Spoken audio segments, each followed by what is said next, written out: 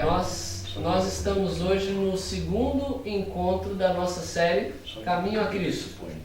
Na semana passada nós vimos um pouco sobre o amor de Deus, como que Deus se revela apesar de um mundo imperfeito e como que a gente pode conseguir encontrá-lo de forma plena por meio das várias maneiras com as quais ele se comunica através da natureza, através da Bíblia, mas principalmente na pessoa de Jesus Cristo. Hoje nós vamos conhecer um pouco mais sobre a ponte sobre o abismo. Que ponte é essa? Que abismo é esse? É um pouco do que a gente vai ver a partir de agora. E para a gente começar a entender um pouco essa situação, nós vamos ler esse texto em 1 Coríntios, capítulo 2, verso 14. Você já pode encontrar aí na página 137 do Novo Testamento. 1 Coríntios capítulo 2, verso 14. Eu vou pedir para alguém ler para a gente. Quem pode ler? Só dá uma sinalizadinha. Sandra, por favor. Ora, o homem natural não aceita as coisas do Espírito de Deus. Por quê? Eles são loucura e não pode entendê-las. Por quê? Elas se discernem espiritualmente. Eu acho esse verso fantástico, sabe por quê? A gente brincou aqui falando que quem trouxesse um amigo que pela primeira vez aqui ganharia um presente, né? Por que às vezes é tão difícil de as pessoas aceitarem um convite como esse? Por que, por exemplo, a gente pega um engarrafamento danado porque as pessoas estão desesperadas para assistir um jogo de futebol? Eu não sei quantos sofreram com isso aqui hoje, eu perdi mais de 1 hora no trânsito. Mas às vezes quando a gente chama para ir para a igreja, para vir a uma reunião espiritual como essa, para orar junto, para conversar sobre temas espirituais, parece que a resposta e a aceitação não é a mesma. Por quê? Paulo responde essa pergunta. Porque ele fala para a gente que o homem natural, ele não aceita as coisas de Deus, porque elas lhe são loucura. Nossa natureza, por causa do pecado, ela está completamente distorcida. A imagem e semelhança de Deus que havia sido criada, ela foi distorcida. E Paulo fala que nós, por natureza, não queremos as coisas de Deus. Aliás, elas parecem coisa de doido. E as coisas de Deus não fazem sentido para essas pessoas, porque elas são discernidas de que maneira? Espiritualmente. Coisas espirituais se discernem espiritualmente. É por isso que muitas pessoas às vezes não compreendem por que você lê a Bíblia todo dia. Por que você canta hinos de louvor ao invés daquele funk proibidão. Por que às vezes você prefere ir a um encontro religioso de estudo da Bíblia do que ir a uma boate, ir a um bar encher a cara? Porque coisas espirituais se discernem espiritualmente. Existe um abismo entre o ser humano e Deus. Esse abismo, ele é ocasionado pela situação do nosso coração. A gente às vezes tem uma ideia muito positiva a respeito de nós mesmos, não é verdade? Mas será que o que a Bíblia fala sobre nós, seres humanos? Olha aí uma condição que ela apresenta da gente no livro de Jeremias. Está lá no Antigo Testamento. Está na página 500. Jeremias capítulo 17. Verso 19, página 518. Obrigado, Raquel.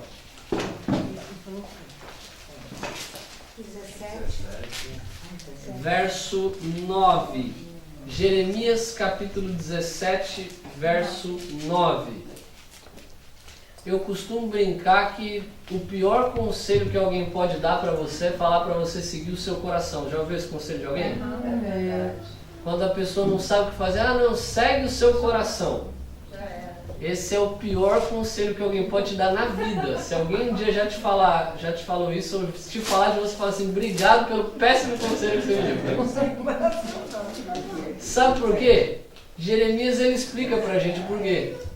Quem lê pra gente aí Jeremias capítulo 17, verso 9? Enganoso é o coração, mais do que todas as coisas. E perverso, quem o conhecerá? Olha o que Jeremias fala no coração. Vale a pena você seguir seu coração? Não. A Bíblia está dizendo que não. Se o homem natural, ele não aceita, não deseja, não quer as coisas de Deus, porque ele segue o seu próprio coração, ele segue suas próprias inclinações, Jeremias ele está dizendo o porquê disso. Ele está dizendo que o nosso coração ele é o quê? Ele é enganoso. E além de enganoso, ele é outra coisa. Perverso, tem outra tradução que fala desesperadamente corrupto. Olha que desgraça. Essa daqui, essa Bíblia do que mais me conhecerá. Ela está querendo dizer pra gente que se a gente seguir o nosso próprio coração, a gente vai se estabacar, a gente vai quebrar a cara. Porque a nossa condição não é uma condição boa. Paulo ele vai explicar ela ainda melhor. E eu quero ver se você, enquanto a gente lê esse texto de Romanos, capítulo 7, é um pouquinho antes do primeiro texto que a gente leu de Coríntios, está na página 128, Romanos 7, a gente vai ler a partir do verso 14 até o verso 20. Eu quero, enquanto a gente lê, que você faça uma autoanálise para saber se você em algum momento da sua vida já se identificou com isso que a gente vai ler ou não. Romanos capítulo 7, a partir do verso 14, está na página 128 do Novo Testamento. Quem pode ler esse texto aí pra gente? Lê então pra gente, Lisete, por favor. Porque bem sabemos que a lei é espiritual. Eu, todavia, sou carnal, vendido à escravidão do pecado. Porque nem mesmo compreendo o meu próprio medo do agir. Meu próprio modo de agir. Pois não faço o que prefiro, e sim o que detesto. Ora, se faço o que não quero, consinto com a lei que é boa. Neste caso, quem faz isto já não sou eu, mas o pecado que habita em mim. Pode ler mais. Porque eu sei que em mim, isto é, na minha carne, não habita bem nenhum, pois o querer, o bem está em mim, não porém o efetuá-lo. Porque não faço o bem que prefiro, mas o mal que não quero, este eu faço. Mas se eu faço o que não quero, já não sou eu quem o faz, e sim o pecado que habita em mim. E aí, alguém já se identificou com essa circunstância? Acho que estou gostando. Aquele momento onde você pensa assim, você faz aquela coisa errada, aquela coisa que você não devia fazer, você pensa, eu não vou fazer isso de novo. Eu não quero fazer isso de novo. E aí no outro dia você vai estar fazendo o quê? A mesma coisa, se bobear até pior, né? É verdade. Paulo ele descreve a realidade do que é a nossa vida como seres humanos. Ele fala, olha, eu até às vezes quero bem, mas eu não consigo fazê-lo. Nós sabemos que a lei é espiritual, mas eu sou carnal. A lei é o que revela a vontade de Deus. A lei de Deus fala uma coisa, mas a minha carne deseja outra coisa completamente diferente. E Paulo ele fala, olha, quem faz isso é o pecado que habita em mim. E a gente vê a situação do que de fato é a nossa natureza humana. A Bíblia ela revela algo muito importante a respeito do ser humano. Ela fala pra gente que o ser humano ele foi criado por Deus, a sua imagem e semelhança, mas que o pecado ele desconfigurou essa imagem de um jeito que fez com que aquilo que antes era prazeroso para nós passasse a se tornar um tremendo sacrifício.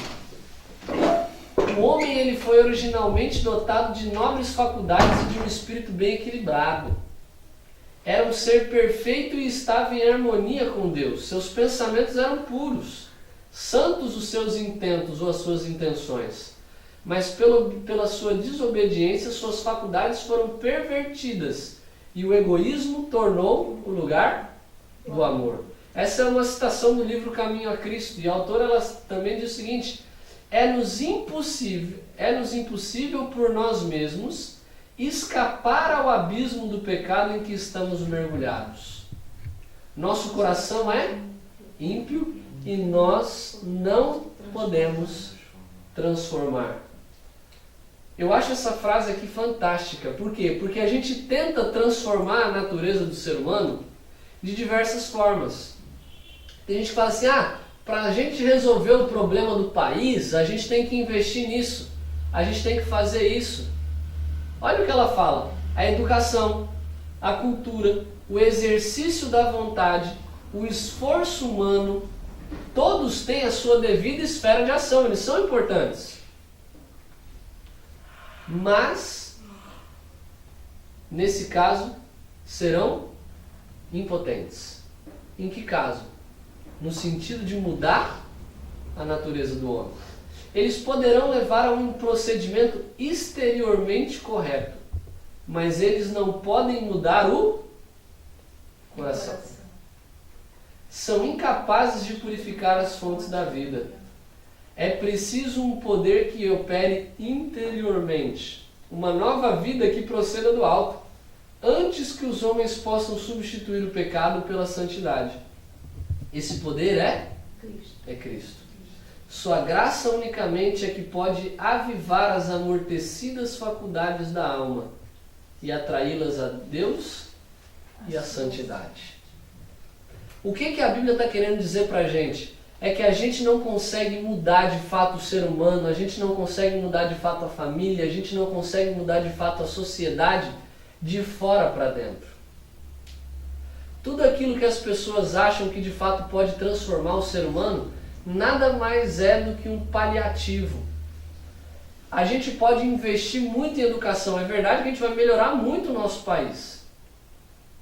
Mas a natureza do ser humano vai continuar ruim. Porque para que a gente veja uma mudança plena, a gente precisa mudar de dentro para fora. A gente precisa de algo acontecendo. E esse algo só é possível por meio de Cristo.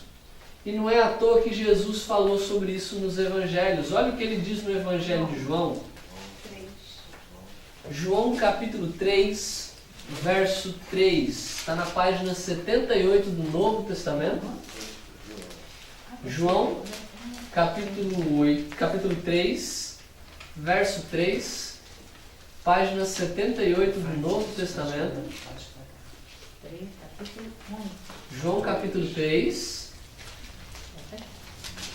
verso 3 também.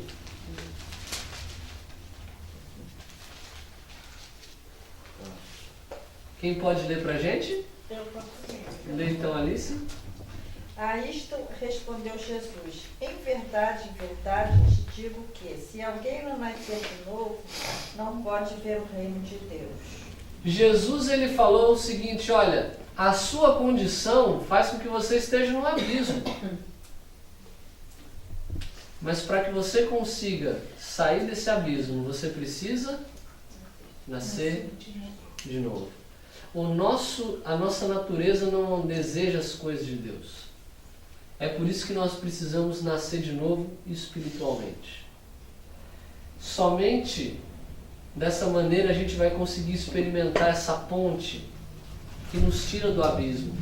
Em vão sonham os homens com o progresso.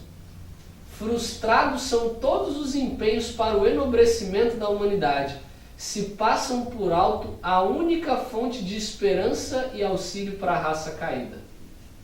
O apóstolo Tiago ele fala que toda boa dádiva e todo dom perfeito vem de Deus e não há verdadeira excelência de caráter fora dele.